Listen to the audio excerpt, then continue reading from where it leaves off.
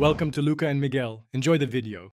You're ready to lock the header row now. Start by selecting row 2 so Excel knows where to freeze.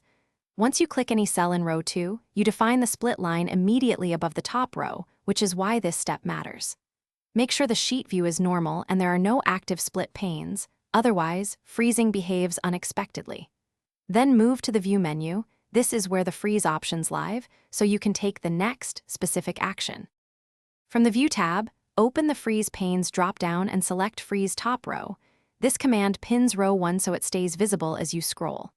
You do this because Excel creates a freezing boundary just below the top row, which prevents it from moving while the rest of the sheet scrolls.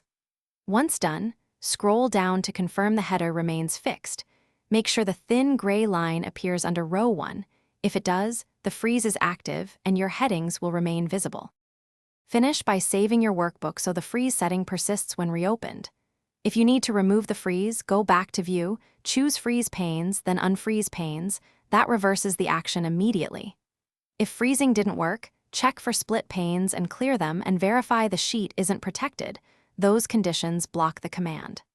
One quick troubleshooting tip. Try selecting row 2 and reapplying Freeze Top Row. Usually that clears up misapplied freezes. Thanks for watching and please subscribe.